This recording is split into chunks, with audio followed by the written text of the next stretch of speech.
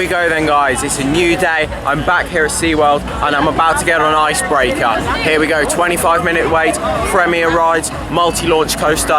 Let's go and have a ride on this coaster. Here we go then, guys. It's time for Icebreaker. These trains are very small. I've only just been able to fit in. If you're tall, then these trains are not very good. They're very tight. Here we go, onto the launch track.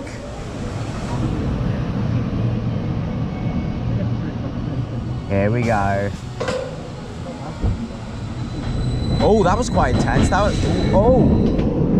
was a bit more intense than I was expecting. Here we go, forwards launch.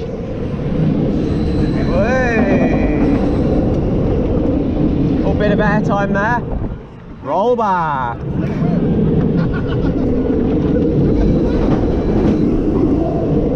Airtime. Wait, here we go. We should get some good air here. Wait. Airtime. Oh my god. Wow.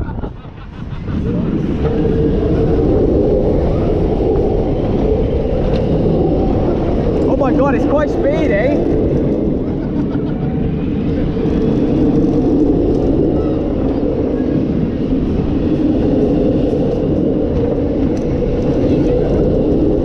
Time and into the brakes. There we go. That was quite good fun. Some good airtime on there. Really good. So there we go, I just rode Icebreaker and that was quite a good ride actually. Family coaster, 4 launches on there, of course a multi-pass launch that it uses to go backwards twice and also forwards twice. It saw some really good airtime on there. The launches were more intense than I was expecting. There's some great airtime. The trains need improvement, however that's not a problem, or it's not just a problem with that ride, it's a problem with Premier coasters in general. Luckily it hasn't got the comfort collars anymore. People complained about them, so they got taken off earlier this year, which is great, because I have done Tigris at Busch Gardens and that's got the comfort collars and they weren't the best, so the trains are definitely better on there. However, they are still very tight and quite difficult to get into. I mean, they've got like a kind of like shin pad, kind of like what RMC coasters have, and if you're tall then it's not very comfortable. My legs have got a little bit bruised after that, so not the most comfortable ride. However, it was smooth. The coaster itself, great airtime, more intense than I was expecting. The whole coaster was better than I was expecting. I was expecting it to not be anything special, but it was actually a lot better than I was expecting. Massively exceeded expectations.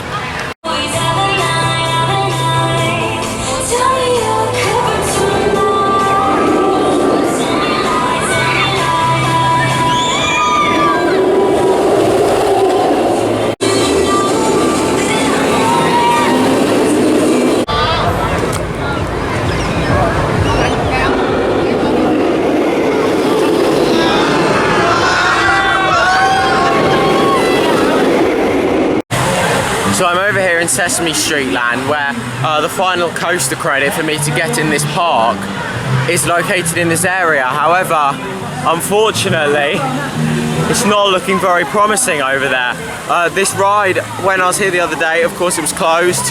I didn't get it last time I was here, and I don't think I'm going to be getting it today, unfortunately, either. So I think this is going to be the 3rd time I visit this park where I'm going to have to leave without that coaster credit. So, oh no, not looking very good, unfortunately. Well, here it is, Super Grover's Boxcar Derby, and the sign is out. This attraction is closed. Oh dear, I'm not going to be getting this coaster credit today or this trip. This coaster really doesn't seem to like me. It was closed the other day as well. I was looking on the app. I can't remember if it was yesterday or the day before, but it was also closed, so maybe it's having some kind of refurbishment, maybe something's gone wrong on there that's taking quite a long time to kind of fix up. So yeah, not very good, unfortunately.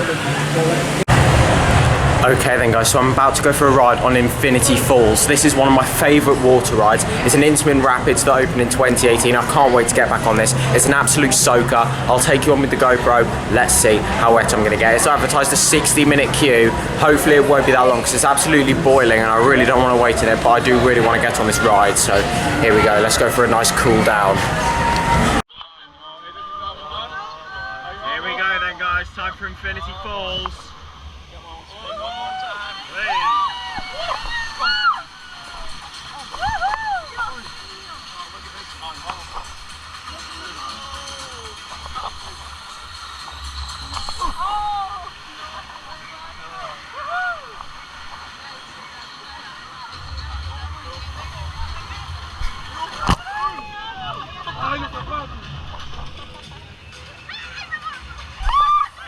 This bit's a soaker right here.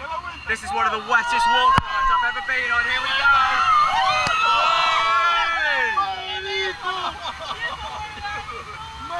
Look at this!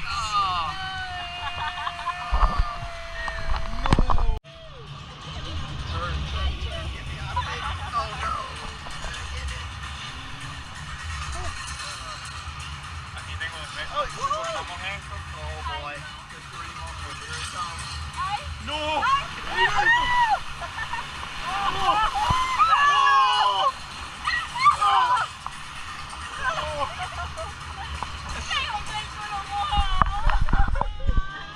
Y falta el ascensor. Oh my god.